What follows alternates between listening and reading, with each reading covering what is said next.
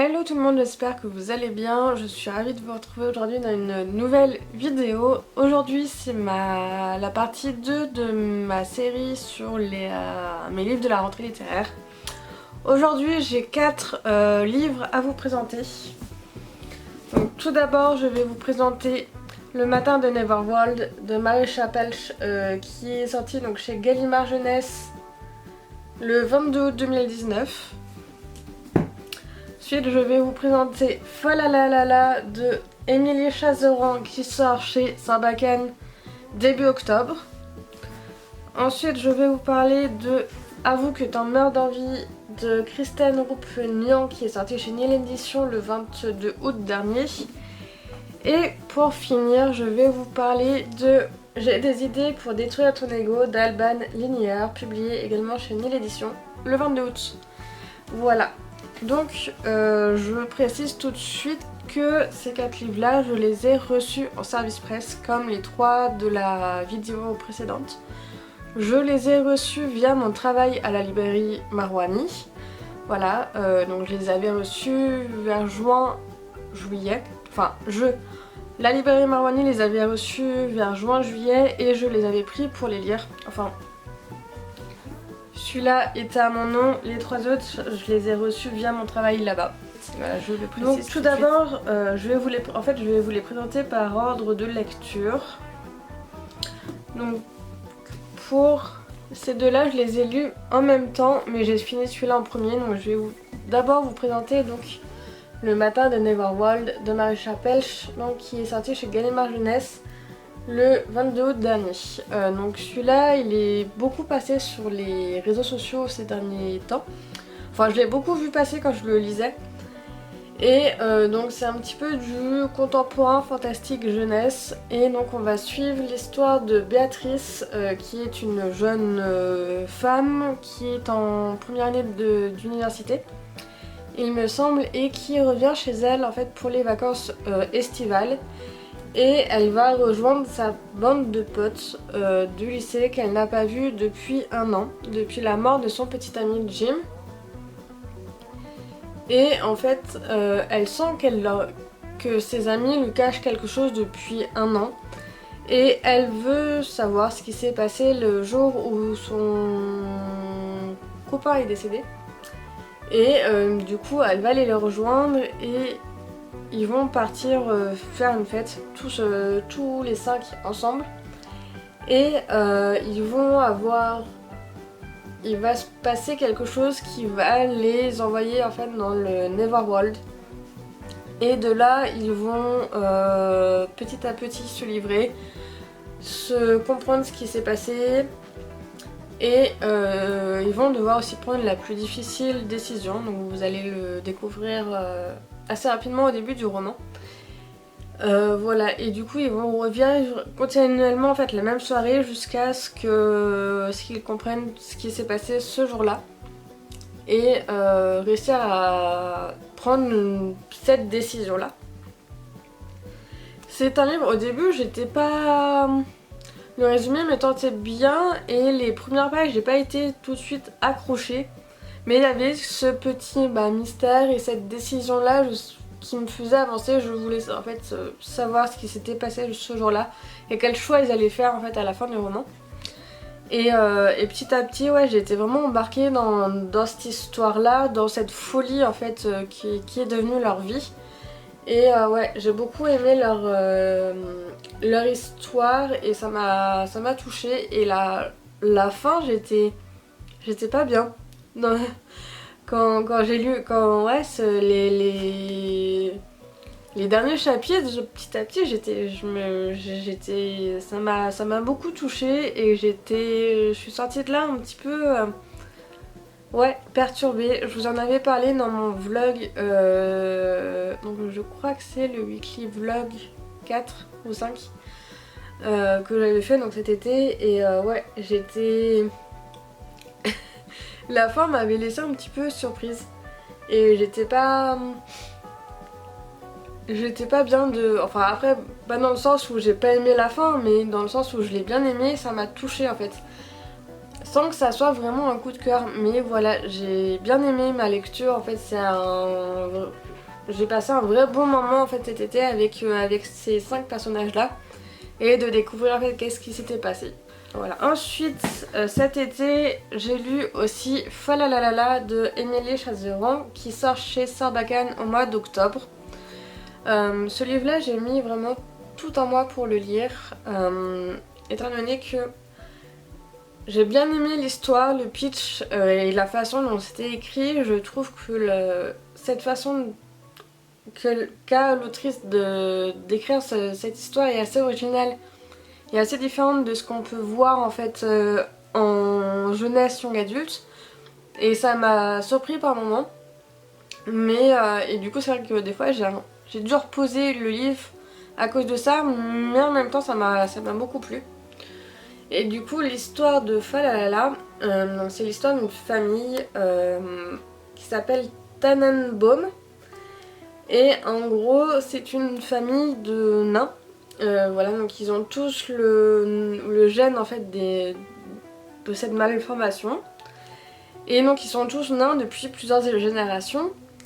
Et sauf un qui va être le personnage qu'on va suivre, qui va être Richard, qui est donc le seul garçon de la tribu et le seul grand. En fait, il est entouré que de naines autour de lui. Donc il a sa grand-mère, sa grande-tante, sa mère, sa tante et ses 3 cousines qui sont toutes atteintes de nanisme.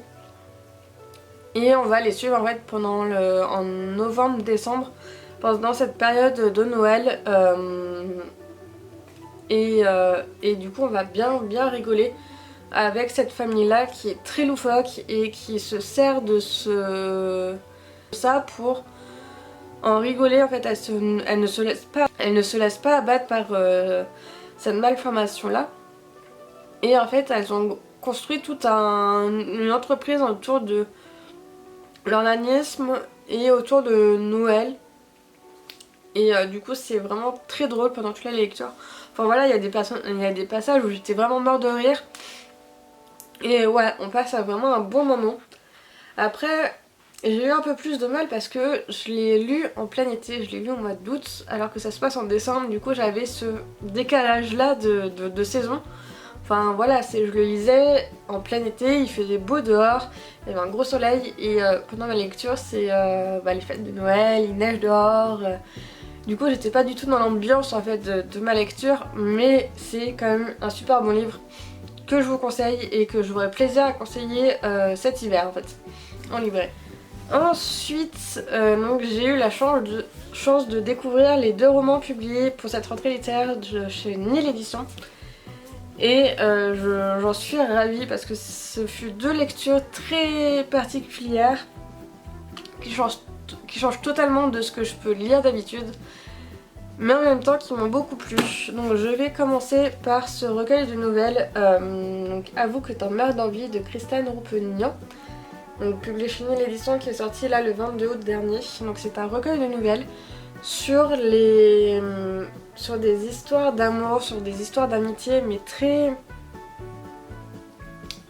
très particulières en fait, qui va vraiment pousser le vice humain vraiment jusqu'au bout. Et voilà, c'est des nouvelles en fait, et c'est des personnages très particuliers, qui peuvent sembler totalement normales de prime abord, mais quand on rentre dans leur histoire et voilà, quand on les suit sur ce qui leur arrive, on est là mais what the fuck. Enfin voilà, c'est très particulier à lire, mais franchement moi j'ai pris plaisir à découvrir les histoires et à voir en fait ce que l'être humain peut être capable de faire. Voilà, donc on va avoir par exemple la première nouvelle, c'est donc l'histoire d'un couple qui est bien sur tout rapport, qui vit ensemble. Voilà, ils font une histoire d'amour très bien, ils ont une vie très bien, parfaite et tout ça. Et ils vont accueillir un de leurs amis qui sort d'une relation toxique. Et cet ami va retomber sur une autre relation toxique, mais d'un autre genre. Ou alors par exemple il y a une petite fille qui va fêter son anniversaire. Donc là ça va être du point de vue de sa mère qui va donc lui faire fêter son anniversaire, un anniversaire de rêve. Et on va tomber voilà sur un des travers de la gamine qui va en quelque sorte créer un monstre en fait. Voilà, parce que donc elle est dans une famille un peu... enfin voilà, ses parents sont divorcés, elle aime pas sa belle-mère. Enfin voilà, et il y aura un truc qui va déraper. Ou voilà, c'est plein de trucs comme ça. Voilà, là dans le résumé je vois Kristen Roupenian plonge dans nos fantasmes et délires à travers 12 nouvelles qui explorent avec une écriture très réaliste et un humour impitoyable et souvent sombre les relations humaines. Une voix impétueuse et mortelle. Voilà. Mais voilà, c'est assez particulier donc faut accrocher au style et c'est voilà, c'est pas des récits en fait dont on a l'habitude de lire. Mais voilà, je trouve que c'est quand même un bon recueil de nouvelles qui change d'habitude en fait. Et pour finir, donc, je vais vous parler donc de J'ai des idées pour détruire ton ego de Alban Linéaire qui est sorti donc chez l'édition le 22 août dernier. Donc c'est ma dernière lecture en date d'ailleurs et ma dernière lecture pour la rentrée littéraire. Là je l'ai fini hier à l'heure où je tourne la vidéo. Du coup c'est l'histoire de Léonie, une jeune parisienne de 27 ans qui est homosexuelle, qui travaille chez McDo pendant la journée et qui garde une petite fille de 7 ans le soir. Et en gros 10 ans auparavant elle a vécu une grande histoire d'amour avec une jeune fille de son école, de son lycée, et elle s'était promis de se retrouver 10 ans après. Et du coup elle compte les jours et voilà, et 10 ans, là on est donc 10 jours avant cette fameuse rencontre après ces 10 années de séparation. Et elle va se retrouver en fait à partir avec la gamine qu'elle garde sur les bras. Et du coup on va la suivre en fait vraiment pendant ces 10 jours avant la rencontre avec son ex. Et donc il y aura des flashbacks tout au long du récit. Et chaque chapitre qui sont relativement courts, on va changer de personnage qui vont chacun intervenir dans l'histoire.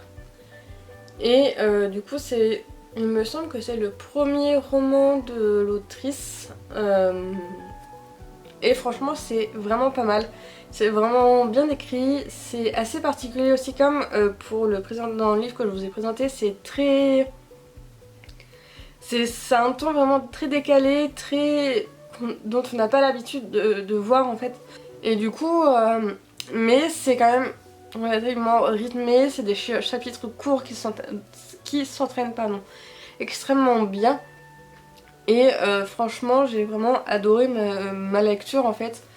Et ouais, c'est vraiment un texte original, décalé et drôle.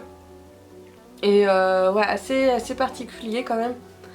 Mais voilà, c'était franchement une belle découverte et j'ai vraiment bien aimé en fait découvrir ce livre, ce texte là, qui est donc vraiment très original et décalé par rapport à ce qu'on peut voir. Et donc je suis ravie d'avoir pu découvrir ce texte. Voilà. Et bien c'est tout pour cette vidéo, j'espère qu'elle vous a plu.